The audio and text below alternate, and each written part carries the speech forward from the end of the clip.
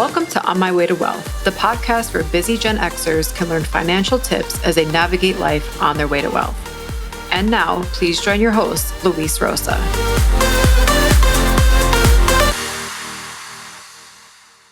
Hello, everyone. Welcome to another episode of On My Way to Wealth. My name is Luis, and I'm your host. Today, we're going to be talking about aging, health, and wealth.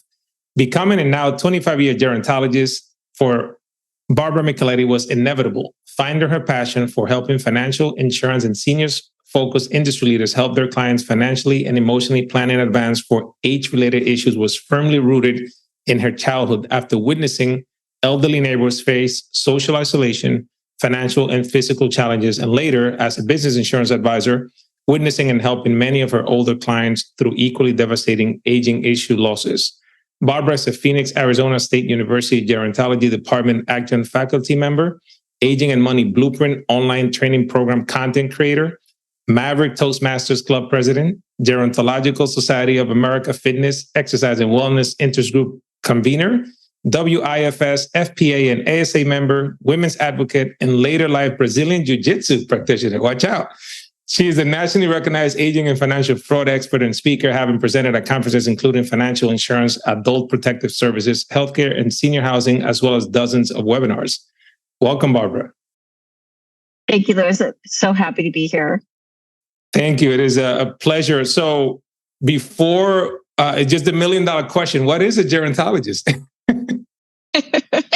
I'm so glad you asked that. And thank you so much for being here. It's such an honor. I know we first met back in 2021 at the FPA externship when I heard you articulate so clearly and so passionately about what you do as a financial planner. So first of all, thank you for the important work that you do with our middle age, our senior population, and our younger folks. I mean, we don't have enough solid financial planners. To get back to the gerontologist, it's a little bit more complicated than that. And it's funny because I've been a 25-year gerontologist. And here's the thing. Gerontology is the study of the aging process. So while we study the entire lifespan of people, we particularly focus on middle-aged, older, and elderly folks from a biological, a physiological, a psychological, a social, and a cultural perspective. But we're not medical professionals, but we can be medical professionals. I myself am not. Mine is strictly from a social perspective, but I do have colleagues that are medical doctors who are also geroscientists who are also gerontologists.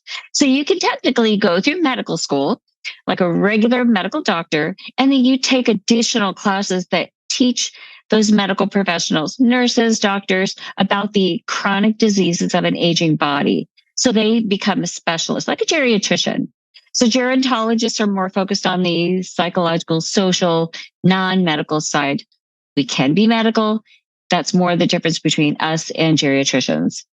Got it. Wow, thank you. That is very educational. I mean, I had an idea, but you explained it excellently. So thank you for that. Appreciate it. Absolutely. I've had 25 years practice.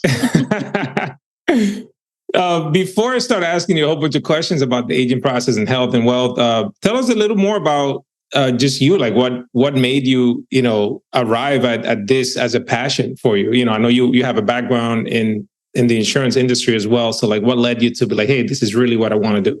What was like that aha moment? Well, I tell you, one of my big aha moments, one of my why stories basically was back in 2015, and I was an insurance agent, and I was a gerontologist, but not really a practicing gerontologist.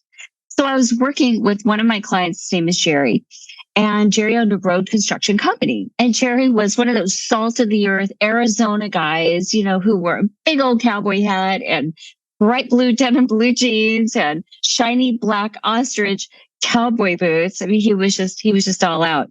But he was a really hardworking guy, and he'd owned his company for a long time. And he really cared about his company and his employees because he knew without them, he would have no company. So one day we're reviewing his insurance policies, and out of the blue, he turns to me and he says, "Barb, you're an insurance agent and a gerontologist too, right?" And I said, "Yep." And he said, "Well, I got to tell you about my employee, Bob. He's 69 years old. He's been a loyal employee for 20 years. I'd do anything for him." But ever since he lost his wife the year before, he's become increasingly forgetful. He repeats himself, and he drove our company truck into a wall for the second time this year. And he goes, I don't know what to do. And I'm sitting there, I'm horrified listening to him. As you can imagine, he's upset. I'm listening, thinking, oh my God, I hope he's okay. I hope, what else is going on? We ended up creating, I jumped right in. Right? He's my client. So I jumped right in. We created a cognitive plan for Bob's cognitive issues. But I later found out that he also had money issues as well. So we were able to work and help him with his age-related money issues. But to be honest with you, I had a lot of clients who had age-related money issues as well. And so while Bob and I worked with, Jerry and I worked with Bob, I worked with Jerry and Bob on this, I felt that my hands were tied a lot, that I couldn't help my clients as an insurance agent because I wasn't a financial planner back then to be able to help them. So I decided to level up, right? And to become a financial planner. So I left the industry for good as an insurance agent, 2019, 2020, got the training I needed to become a financial planner and work with my clients that way. When I went through the FPA externship program in particular, but it's just other, just observations of other financial professionals who loved their clients, very good at what they did, very, very technical, invested well, did all of the things that they did and took care of their clients.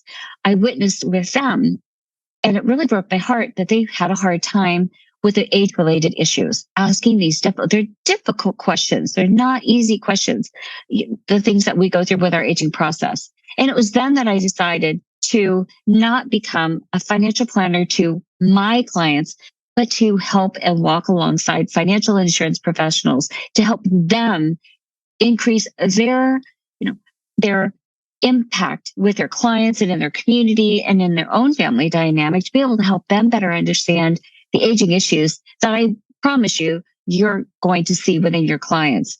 Not everybody's going to become demented. I mean, that's abnormal aging, but there are a lot of other aging issues that we experience. And as you and I talked off camera here a little bit ago, that aging starts, before we're even born. So we can develop these chronic diseases in our 20s, our 30s, our 40s, and typically they go into our 50s.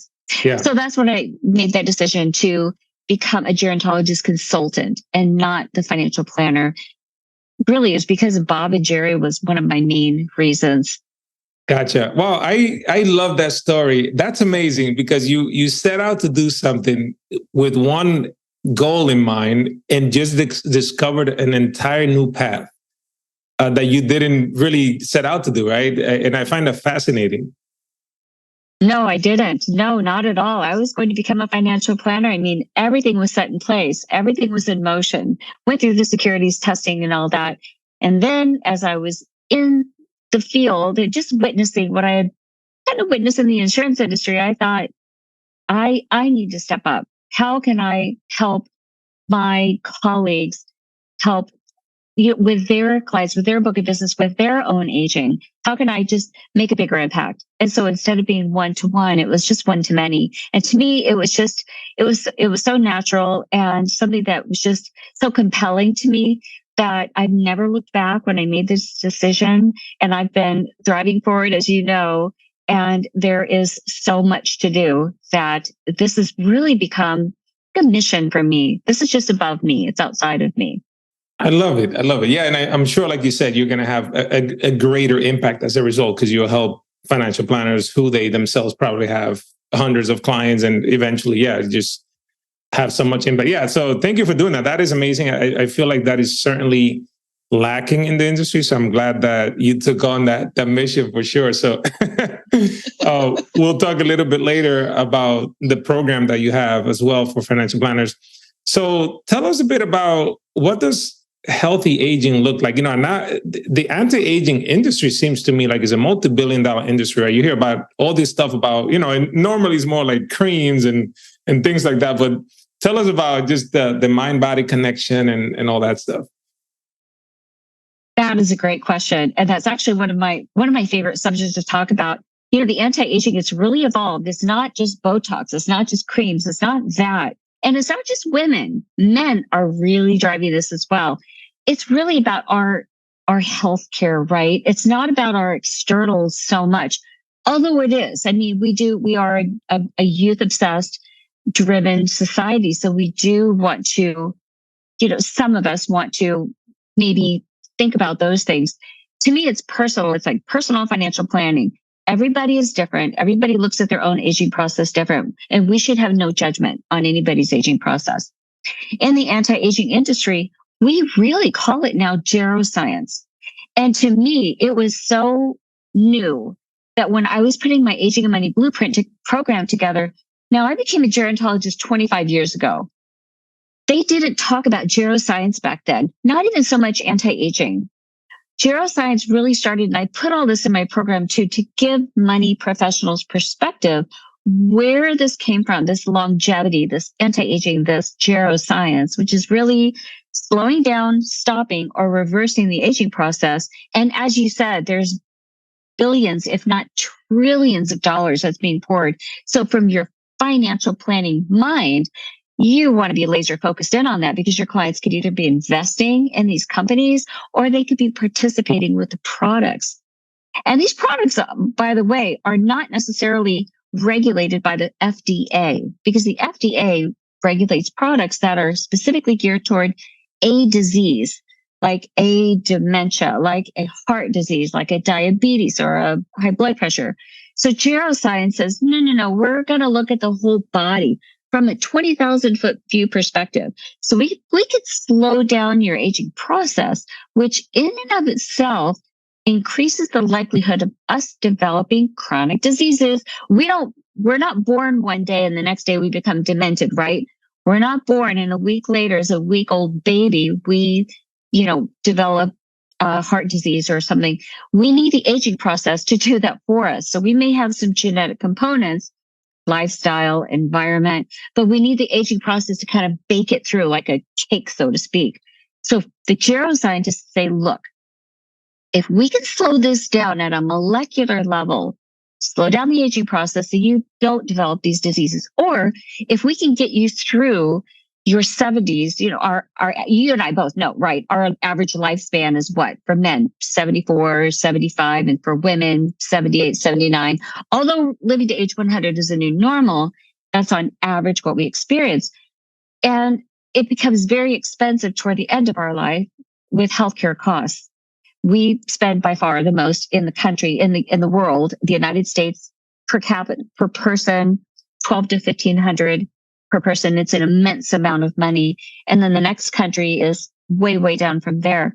If we could slow down our aging process and get through those critical years of our 60s, 70s, 80s, and if we could come out pretty, unscathed with fewer chronic diseases on the other side, well, we could live to age 100 with no diseases or with very few diseases. And because we could technically live, someone has lived to age 122. So we know it's there.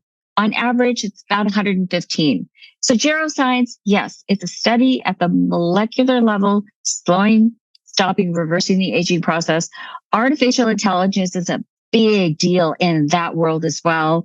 I had to look it up because they did not teach it back in gerontology graduate school 25 years ago. And I put it in my program because of the immense amount of wealth, money, celebrities, billionaires that are in it that are really fueling that industry. Yeah, no, absolutely. And, I'm glad you mentioned lifestyle, because a lot of people think like, it's just because I'm old, I have this, right? And I feel like they might overlook certain things that they have control over, right? So I know that like you yourself, like you've taken up jiu-jitsu, right? And you just started like a year or two ago? I did. I started back in 2020 when, and I'm going to get back to your point of not having control, or some people feeling like they don't have control over their aging process. And I will tell you right now, we have way more control over our aging process than people even can begin to think about. And that's something I'd love to talk about as well, is because we do have that control. I started jiu-jitsu. I didn't intend to take jiu-jitsu. I think there was a part of me that thought maybe I am maybe that would not be wise for me to do a combat sport, right? I was 58 at the time.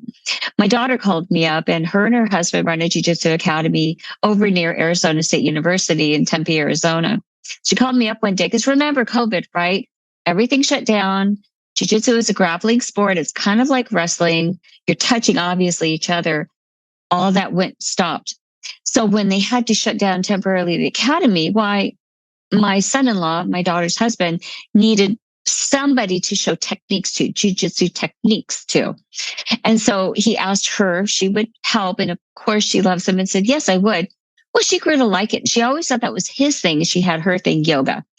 She grew to like jiu-jitsu. And then one day she called me up and she said, Mom, hey, I'm really kind of liking this jiu-jitsu stuff. And I think it would be really good for us to maintain good health. Why don't you join me?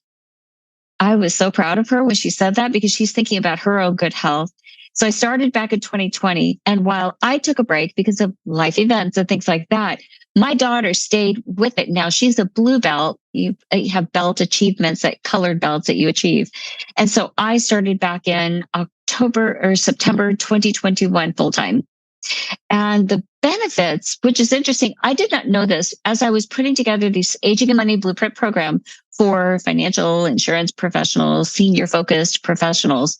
As I was putting this together as far as what is healthy, what can you do to slow down from an exercise perspective, time and time again from scientific research, jiu-jitsu, martial arts, qigong, tai chi, even yoga, which is not a martial art.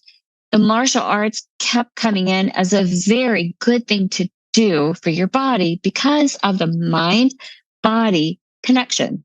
So you could go lift weights. That's great. You could go play tennis. That's great. You could go do sports. That's great.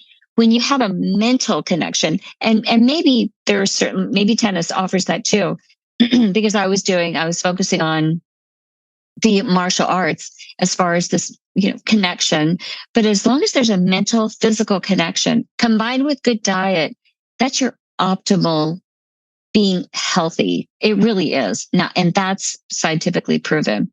And it's a lot of fun too. It's fun. Practicing a martial art is fun, but you also, if I could say this from a woman's perspective, I feel from a self-defense perspective that I can protect myself much more than I could if I was attacked in some way. And that's something that I would encourage any woman and any man to look into. If they feel that this is something they would like to do, they can message me, they can reach out to you and contact me. I'm happy to talk about it. But I really do feel that it has been beneficial from teaching me how to be more self-aware of my surroundings and that I could protect myself more.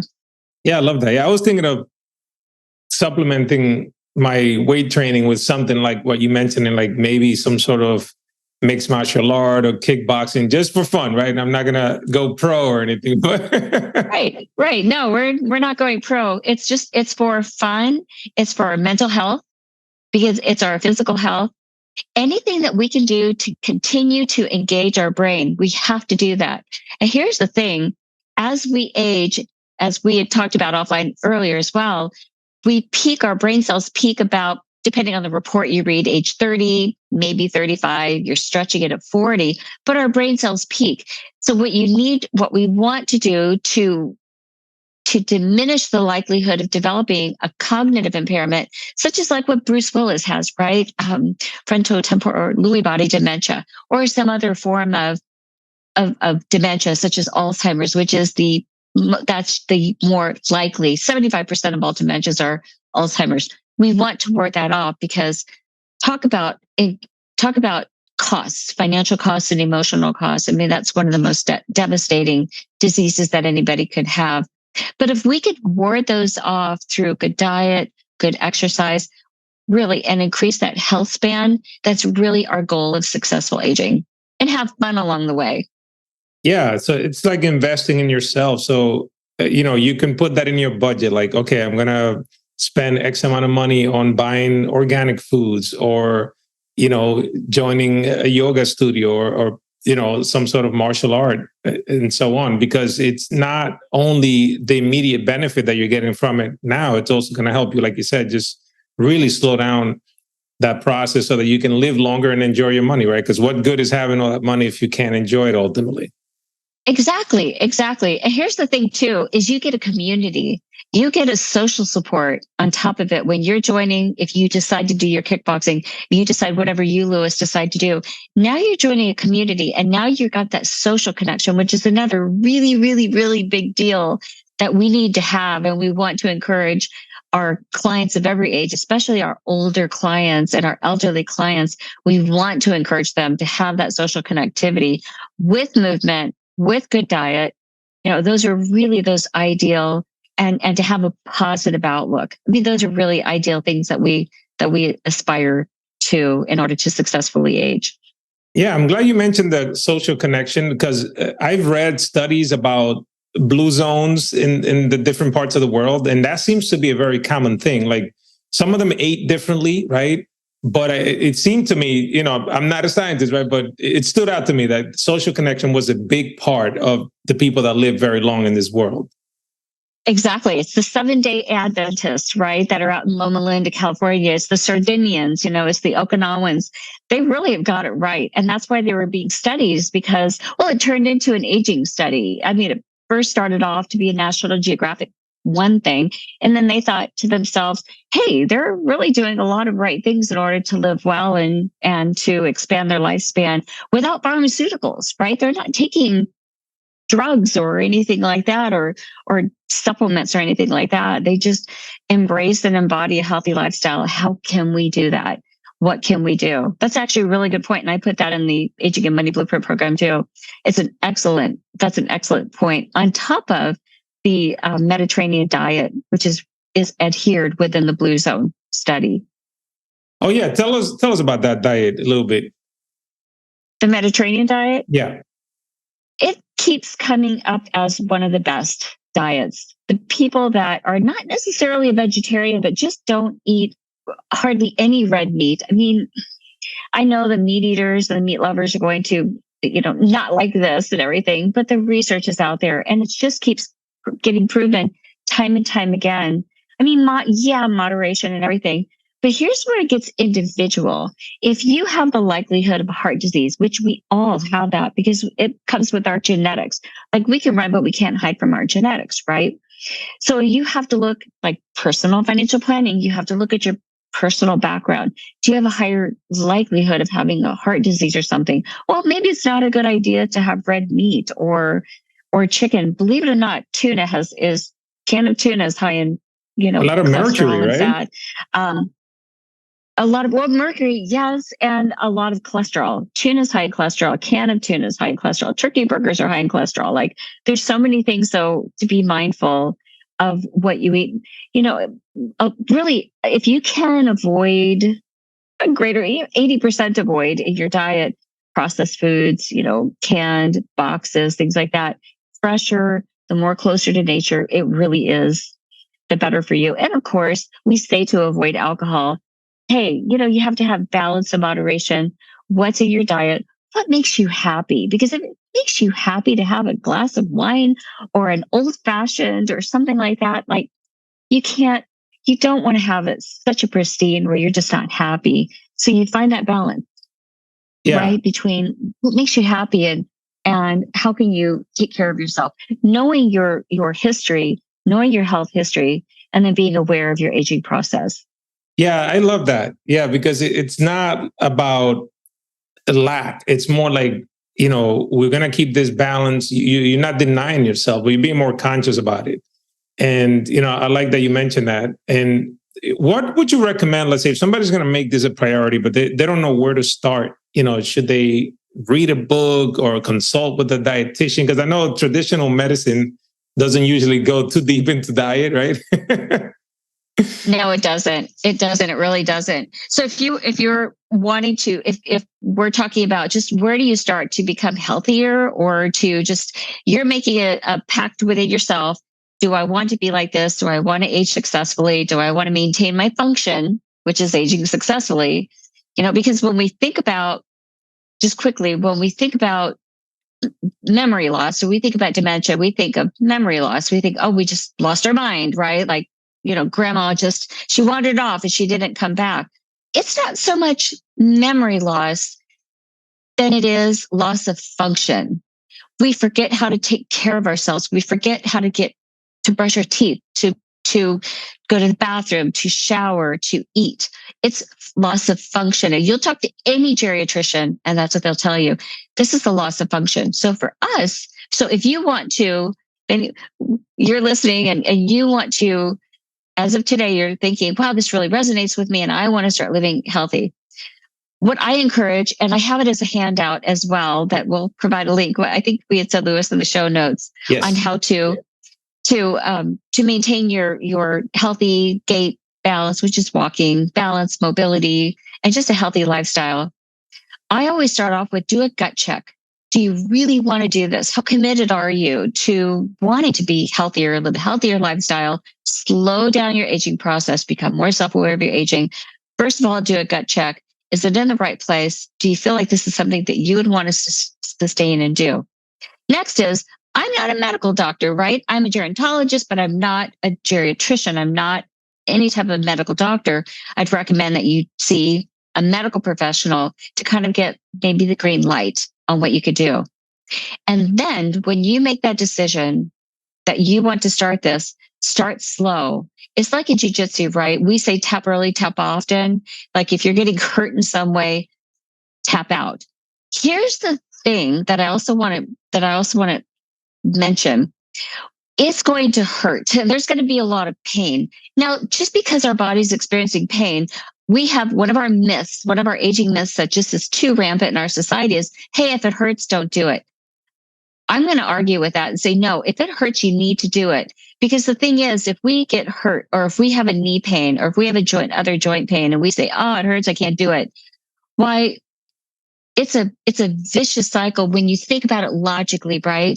You say, oh, I'm not supposed to work out because my knee hurts. Okay, well, you're sitting there eating a bag of Cheetos. You're not working out. Your muscles are going to start to atrophy because you're thinking, well, my knee hurts. I'm not going to work out. You work out less and less and less. Your muscles are going to atrophy more and more and more. It's going to be harder to work out. You're going to become unhealthier. And this is where some people, here we are with it's too hard to work out. That's not to say that you ever have an end point. I think when we die, obviously we can't do anything about it, but you can always do something. But just remember, there is going to be pain. So what I can tell you from a personal perspective is when I started training jiu-jitsu, my right knee was really hurting and then it was starting to swell. And I'm thinking, I need to do something about this. Yeah. I want to make sure am I going to like ruin my knee? What's going on?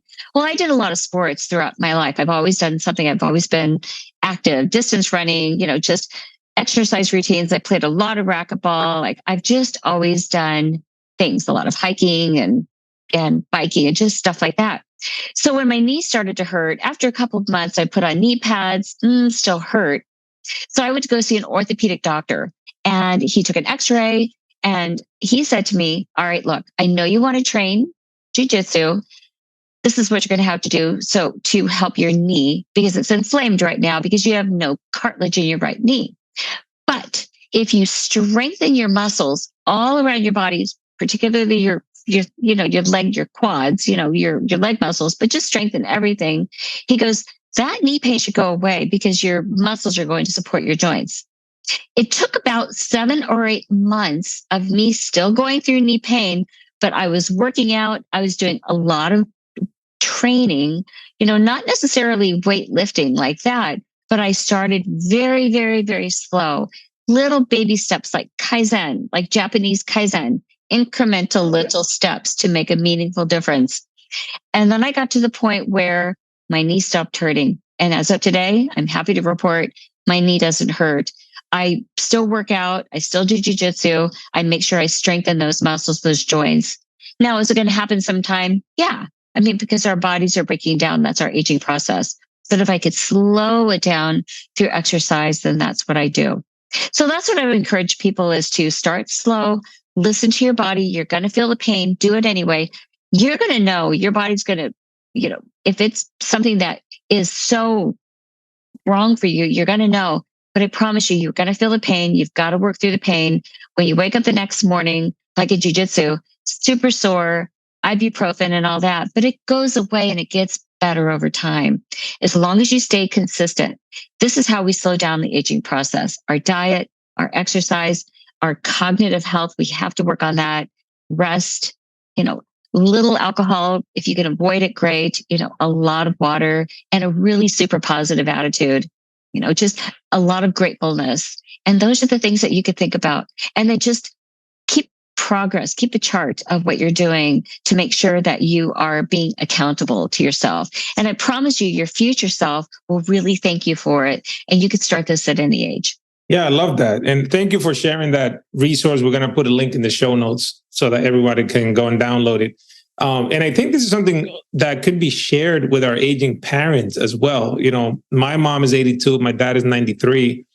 And, they have been very active up until this point. And that's something that we still continue to encourage with them. Like when we call them, it's like, hey, you should drink water. Like, remember, because sometimes they might just wait until they're thirsty to drink water. No, don't wait until you're thirsty. Like, drink a certain amount of water, go out, even if they live in New York. So sometimes it's very cold. There might be snow. I'm like, go in the hallway and like go walk up and down.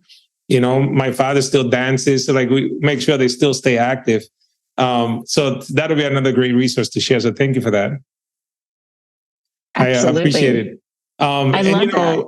I feel like a lot of people now, like millennials especially, right? You hear how they're either getting married later, some of them are not having kids. And I think it's even more important, right? To be like, hey, if you're not going to have kids, I think one of the things that I hear all the time, people are concerned about later on in life, like, oh, we're not going to have anyone to take care of us and so on. So I think they should give them a boost to make sure they do stay healthy. And that's a really good point too. And you bring up a really good point because our U.S. population, our birth rate has been declining for the last 60 years. And really it could be attributable to, and I put this in the program too, to give perspective of how did we get to where we're at today? And there were a lot of things, just the women's movement, just women and being empowered to work outside the home, becoming educated, going to college. Birth control was a really big deal because now they can control their reproductive and be able to not have kids. So it's been a trend for a long, long time. So our birth rate is declining and we are so we're in the year 2023 right now. By the year 2030, we will have all the baby boomers retired. And I'm at the very end of that generation. So we're going to have about 12-ish% of the U.S. population at the age of 65 and above. When we hit the year 2035, for the first time ever, we're going to have more older people than younger people. And that's a really big deal too. So it's kind of watching those numbers. So when you are a younger person coming up, as you're aging and you don't want kids, you have to think about there's things to think about. First of all, do you think you will ever want kids? Are you trying to have kids? What is your culture like? I mean, are you encouraged within your culture that it's okay to not have kids? What are the societal expectations of women to have kids or not? So there's a lot of, different impacts that younger people have when they're making that decision. If you choose to be a childless couple or just a childless, person, be a man or a woman or a couple or a man or a woman, it could be just various forms.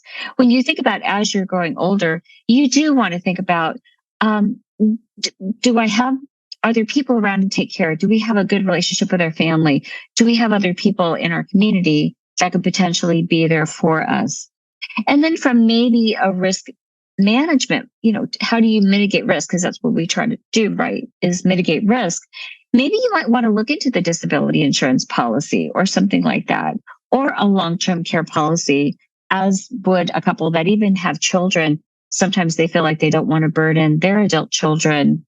But in some cultures, they take it upon themselves to take care of their moms and dads. Right. So maybe introducing a long-term care product, right? And say, it's not like you need to use this because I love the hybrids that the insurance companies, because I'm a former 13-year property casualty insurance agent. Yeah. So I love these hybrid products that they offer where it's like, if you don't access or start the long-term care piece of it, well, it could simply be an investment vehicle for you or for you and your spouse, if you never use it, or maybe both you and your spouse could use it.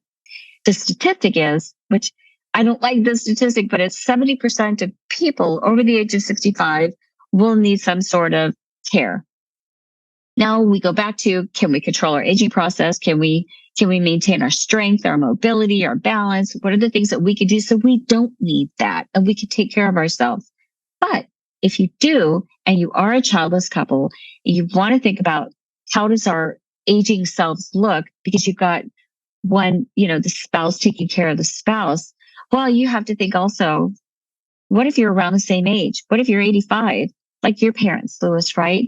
What if they're, 80, what was it, 93 and 80? 82 and 93, yeah. 82 and 93. So you've got that. It's a bit of an age difference. So now you're kind of getting up there.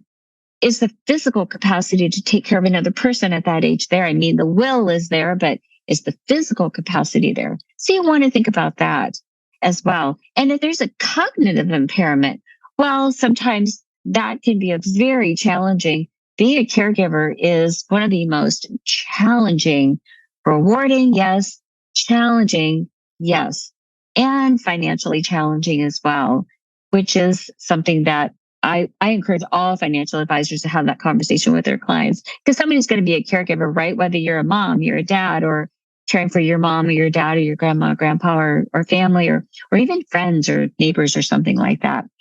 So you kind of think about, how do you mitigate when you don't have kids?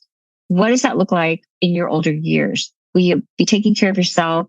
Can you get a long-term care policy? Is it affordable? Is it something you could look at?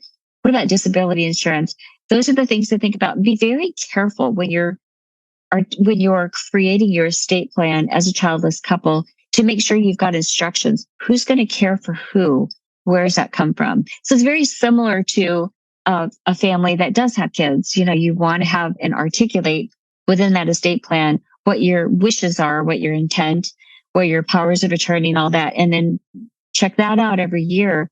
You have to be a little more delicate with childless couples. And then also from just a personal perspective, sometimes childless couples don't choose to be childless. Sometimes they tried a lot. And I put this in my program too, under aging issues of couples. Sometimes they really did try to have babies. They couldn't for whatever reason. And then there's cultural shame sometimes, or judgment that comes with that maybe they're lesser of a person because they couldn't have a baby or whatever reason. And then they've spent so much money on IVF and other, stuff, other modalities that maybe sometimes financial professionals think, oh, they've got a lot of money, they don't have kids. And they're like, not so fast. We spent $100,000 and, 5 years trying to have a baby to, no fruition. So there's certain things and sensitivities. I've seen it. Yeah. And I'm glad you brought up estate planning, because I did another podcast episode on estate planning itself, but it basically, a lot of people like myself, before I was a financial advisor, when I heard the word estate, I always thought rich, right? So it's like, that's for rich people. And people fail to realize that it's not. Like, everybody should do some form of estate planning. It's not only about money. The things you were mentioning is super important. Powers of attorney, designating a healthcare proxy. I mean, these things are a lot of things that a lot of people didn't realize. Like when COVID happened, that did not have those things in place. You want to have certain things in place to help protect you, and also make sure your wishes are carried out in the case that you are incapable of making a decision for yourself, even if it's temporary. Really good points. Really, really good points. I wish we could get away from that term estate plan. I agree with you. It connotates wealthy people, just like elder planning connotates to me in my brain old people. Right. I don't consider myself old. I'm still technically in middle age, so to speak. But we have societal, right? We have societal thoughts of what does that mean? And if we don't know any better, then we just think, well, it must mean estate planning is for rich people and elder planning is for just old people, when nothing could be further from the truth. So that's a great point. And I'm so glad that you talk to your clients, early and often about estate planning, because probate is one of the worst things that you can go through if you don't have all those affairs in order. Even down to, you had another really good point on COVID. People don't think about with COVID, you needed to be put on artificial respirators, things like that. Remember when that was the rage and those machines were barely, well, when you think about it, a lot of people don't think about this. This is just something that with gerontology, I mean, we're always thinking about the future and, close to death and into death and all of that. Not from a morbid perspective, but how do we plan for that? When you think about, do you not want to be on a respirator? Do your loved ones know that? Because hospitals follow their protocol, just like you as a certified financial professional follow your protocols, your procedures, and your processes, right? Within your firm. This is what you do. Hospitals do the same thing. So if you yourself don't want to be put on a respirator, you want to say these things, you want to write them down from a legal perspective, just as you said, a healthcare power of attorney, a financial power of attorney, a living will, a trust if you need to have a trust, and advanced directives such as the do not resuscitate if that's what you want. But also another thing to point out and to think about is, what about here in Arizona, we call it a POLST, and it's a physician's order for life-sustaining treatment. Now, there's a thing called a MOLST, medical order for life-sustaining treatment. I highly recommend that your readers or listeners also look into that document as well, because it gives a very detailed legal document that you hold as a loved one for your family member that you are helping, your mom, your dad, your grandma, your spouse, that you would present it to the medical professionals. It's signed by a doctor and it's signed by you, and you'd want to update it every year. Now, you're going to hear people say in the profession, oh, you don't need a pulse until you've got a medical disease or a diagnosis that you're going to die soon. I disagree with that. We can walk outside, right? We could walk outside and we get hit by a car. We can, we could die from some other way. We can have a massive heart attack or something like that. We just don't know what our future holds. So why wait if we can plan the way financial professionals always think, how can I plan for this, right? It's the Monte Carlo. It's the what if scenarios. So you think about, how can I plan and make this as airtight as I can to stay in control of myself, but to help my adult children to not make those decisions? Because we really want to help others around us to not have those hard decisions of what would she have wanted? How would he have wanted this? So when we can contain those within legal documents, give them to our have that discussion with a financial professional, because they're there to help you. They're there to be your second set of eyes and ears, right? I know you wake up every day and think, how can I help my clients? I love my job. I love what I do. I love helping them with money, and they have there's other things that they're dealing with. How can I help them? And this is why you're having me on your show, right? Because I know you had expressed such an interest in your clients of all ages. How can you better serve them? And these are the things that we can do to better serve them. Yeah, absolutely. That's what it's all about. And, I'm glad you brought that up about older clients as well. And just in general, I work with some people that are either near retirement or already have retired. And I feel like a lot of the times, a lot of people tie their identity to what they do. It's very easy to do, right? Like, oh, I'm a financial advisor, or I am XYZ, right? And do you find that some people struggle to make that transition? You mentioned keeping a positive mental attitude, right? A positive attitude. And I feel like some people, they lose a lot of connection because their identity was wrapped around their work, and that was their social network. And then they retire. And now it's like, oh, how much golf can I play? Like it kind of gets old, right? So what are some things that people can do to kind of continue to have that positive mental attitude, even as they transition into retirement? That is a very, boy, we could have another podcast on that. That's another part 2. It's another one. In fact, I put it under the top 10 aging issues of men, because when you think about it, well, more men are have been in the workplace that have experienced a longer span of work over the period of decades that we've had.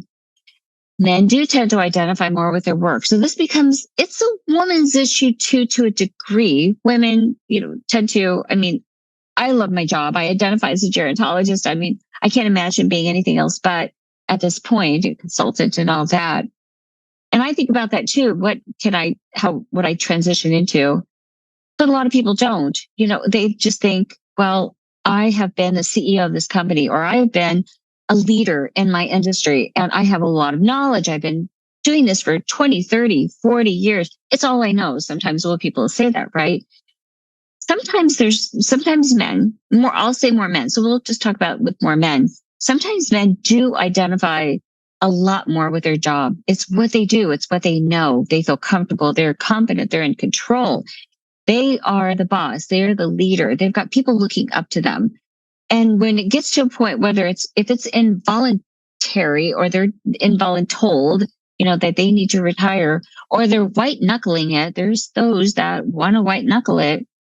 It creates a difficulty for them because they don't know what the transition to retirement looks like. Or it doesn't have to even be retirement. It could just be the next life's chapter.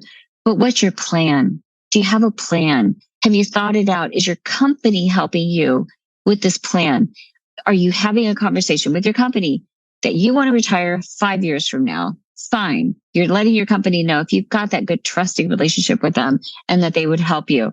So you plan within your working years to your retirement, and you plan for retiring. And then maybe your company can help you as you transition out of active work into maybe mentorship or something like that, or you've been doing that along the way. If you don't have that, let's say you don't, a lot of companies don't do that you have to figure it out. You want to have a plan. You want to kind of extricate yourself from your work. Okay, I'm no longer going to be the CEO of this company. What does the other side look like? What do I want to do? How can I stay engaged? I can only golf so much. I can only ride a motorcycle so much. What are the things that I could do? What does it look like on the other side? And if I'm married, is my spouse going to hate me because now I'm there all the time? True story. I heard these stories a lot. I heard these stories a lot too. Yeah. How much time do we have? Oh, we have a little time. No worries. We have a little time. I'll tell you a story. So I was walking inside of a grocery store, right? And I don't know, I must have had a look that said, hey, talk to me. Because as I was walking inside of a grocery store, an older woman, I'm going to say she was probably 70. She was walking outside. And as I was pausing, maybe to get my phone or to do something, well, she paused right in front of me too. And as I was getting my phone out and I was looking at her like, oh, hi, she looked at me and said, I'm waiting for my husband, whatever his name is. She says, I'm waiting for my husband. I do this all the time. And I go, oh, really? She said, yeah. She says, ever since he retired, he is like on me all the time. Like he never lets me go. I just see he goes grocery shopping with me. He wants to do all the things that I'm doing. And he was the one that worked outside the home for 30 years. I ran the house. She's literally telling me this, Lois. She's like, I ran the home for 30 years. It's my kitchen. It's my household. He ran the business. He was a great provider. He's a great father. He's a great husband. But now he's here all the time and it's driving me crazy. And I said, oh, I'm sorry. How are you working through that? And she said, I don't know. We're just trying to figure it out. But I'm waiting for him right now. And the thing is when we get home, he tells me how to put the cans of fruit away and the vegetables, that I can organize this better because it would be more efficient. He's trying to manage her space. Her domain. And he's trying to manage your space. And here's the thing. This is where divorces happen, right? So you have to not only be self-aware of yourself as the guy, because we're back to talking about men transitioning from full-time work into their next step, whatever that retirement or whatever that looks like. If you're in the relationship, because it's a couples issue, when you're in a couple, you've got to think about what is it going to be like to my family, to my spouse? What is that going to look like if I'm going to be home all the time? Am I going to be in their hair? Are they going to be in my hair? Am I going to be happy with that? What's my plan of action as I retire? What are the things that I want to do? Write it down, put it down, make a plan, knowing it's going to change.